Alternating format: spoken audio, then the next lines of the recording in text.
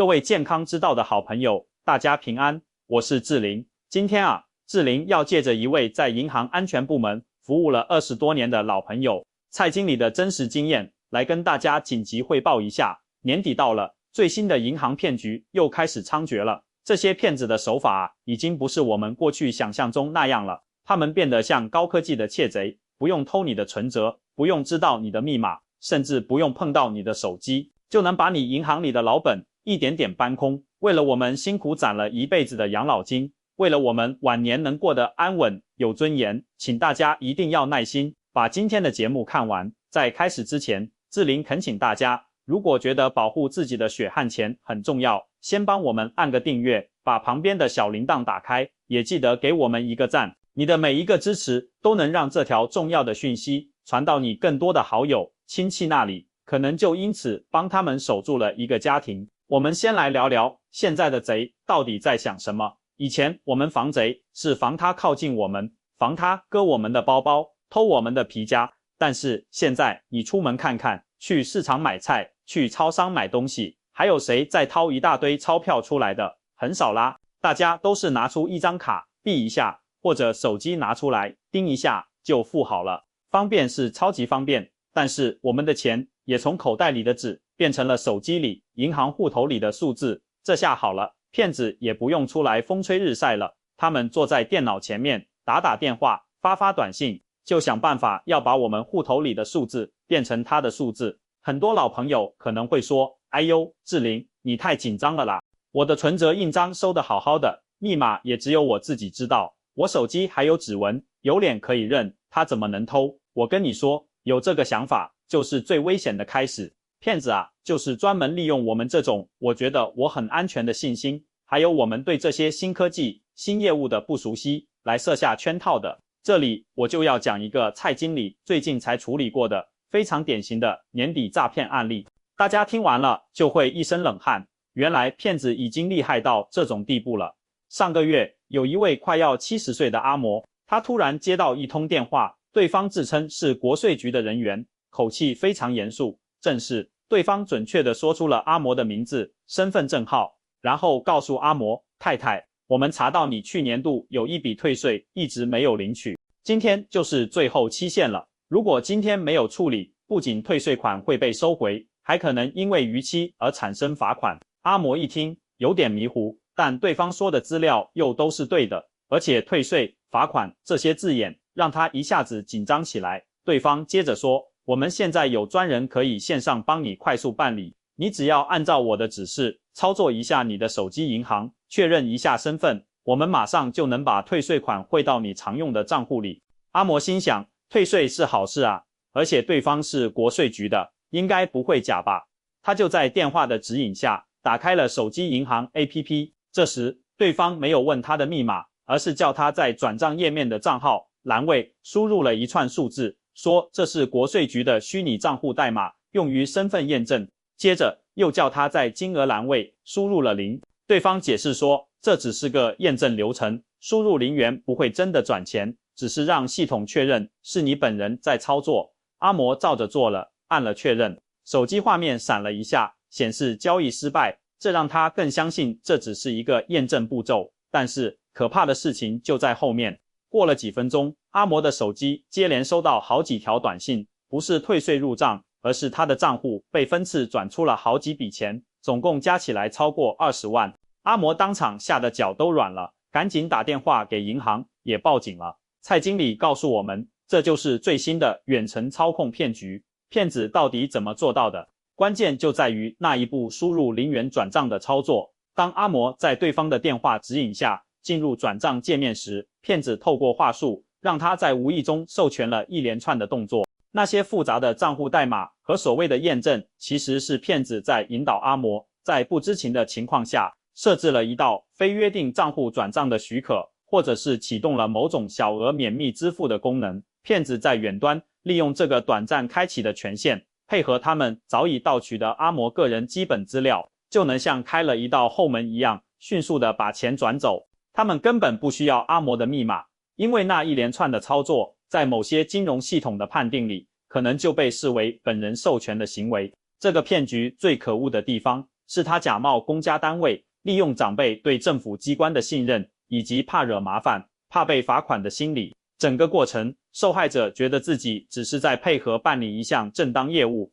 丝毫没有意识到自己正在亲手打开金库的大门。那么，面对这种不用密码就能偷钱的恐怖骗局，我们到底该怎么办？蔡经理给了我们几条比金子还珍贵的保命守则。第一条是铁律中的铁律，不管电话那头是谁，自称是国税局、警察局、法院、银行客服，甚至是你的远方亲戚，只要他提到钱，要你操作账户、手机银行、ATM 或者问你银行卡号、验证码，99.9%就是骗子。真正的公家机关绝对不会用电话叫你转账、操作账户来办理任何业务，他们一定会请你亲自到柜台办理。所以接到这种电话，第一个动作就是挂掉，不要跟他啰嗦。第二条是关于手机银行和网上银行的，如果你有用这些功能，请一定要去银行柜台，请行员帮你设定好转账限额。你可以设定1天之内最多只能转出多少钱，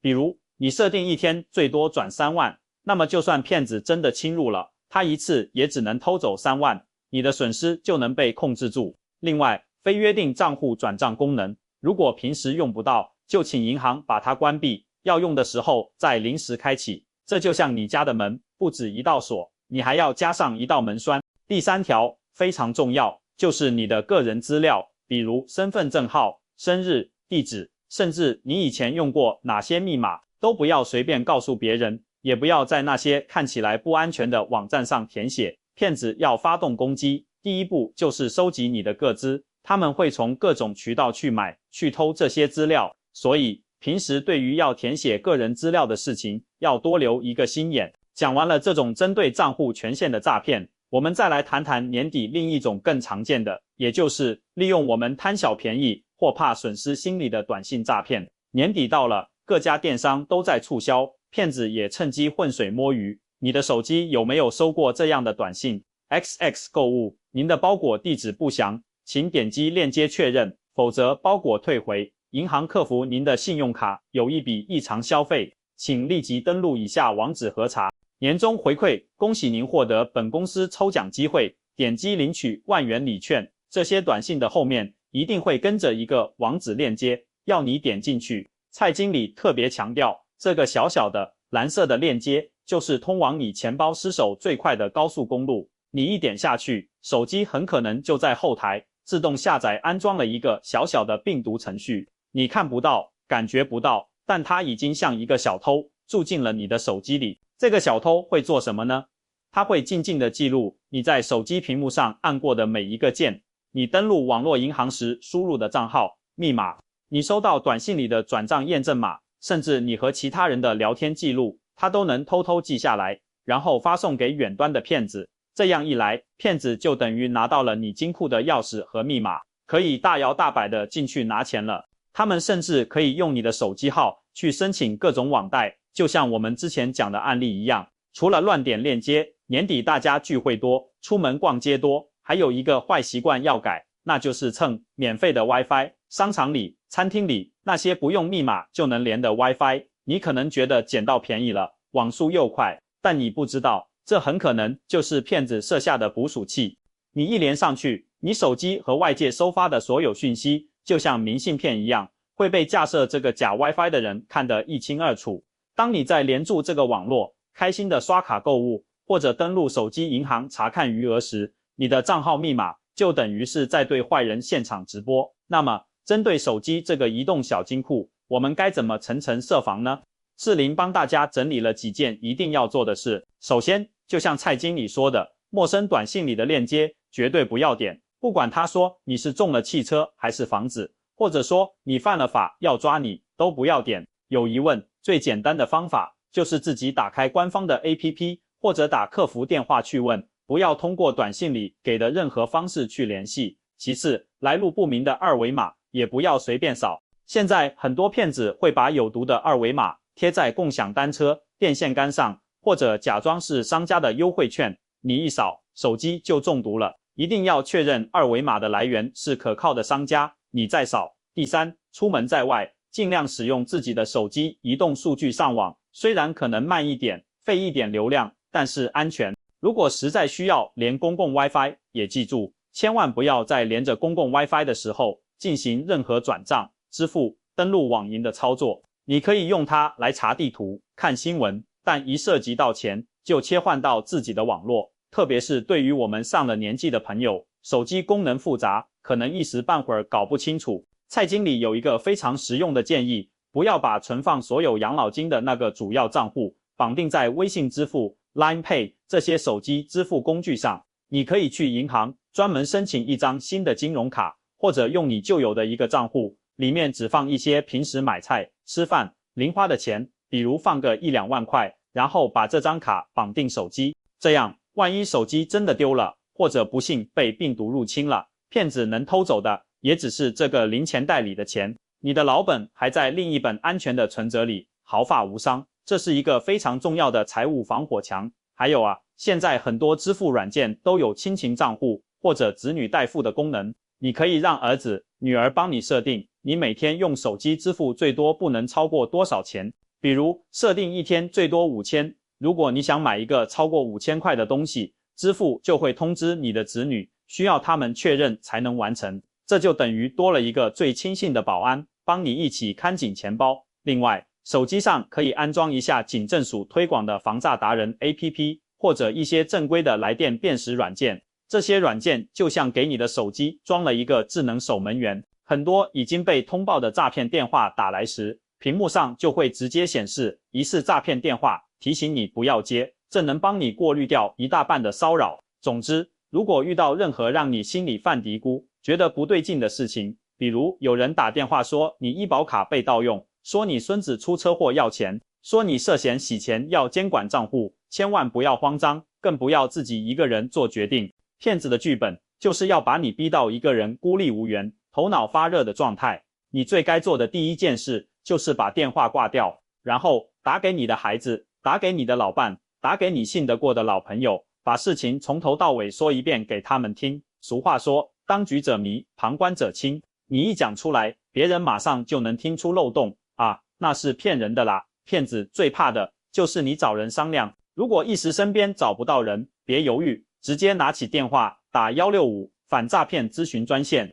那里的警察专员每天处理成千上百个诈骗案，他们一听就能马上告诉你这是不是骗局，你该怎么做。最后，虽然我们现在多用电子支付，但现金还是少不了，特别是去传统市场或者包红包给孙辈，所以辨认钞票真伪的本事也不能丢。蔡经理也教了我们3招快速辨别新台币真伪的秘诀，很简单。1. 摸，真钞的纸张有韧性，而且主要图案像中央银行那几个字，摸起来有凸起来的感觉。2. 看，把钞票对着光，看看左边空白的地方是不是有清晰的人像水印，中间那条安全线是不是一条完整的，埋在上里面，上面有小小的数字。3. 转动一下钞票，看看右下角数字的颜色会不会变，比如1000块会从金色变成绿色。有这3招，基本上就能挡住大部分的假钞了。各位好朋友，今天我们花了这么多时间，把这些最新的、最危险的骗局讲给大家听，就是因为志玲真心觉得我们的钱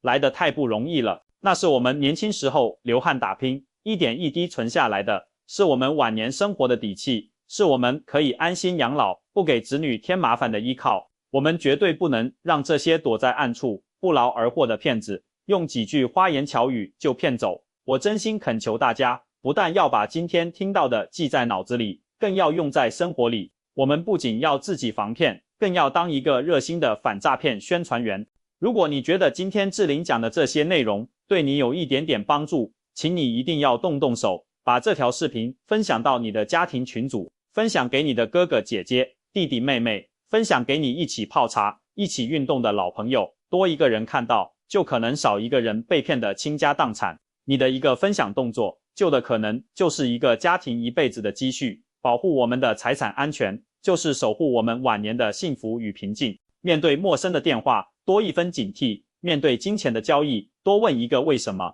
遇到想不通的事情，不要慌，多跟家人聊一聊，多向银行、向警察求助。让我们大家一起用知识和警惕心，筑起一道高高的、坚固的防诈骗城墙，让那些坏蛋骗子再也找不到漏洞可以钻进来。非常感谢大家今天的耐心收看，我是健康之道的志玲。如果你想持续收到这些关乎生活安全、身体健康的实用资讯，请一定要记得订阅我们的频道，并且开启旁边的小铃铛，这样你就不会错过任何重要的更新了。祝福大家财产平安，身体康健，我们下期再见。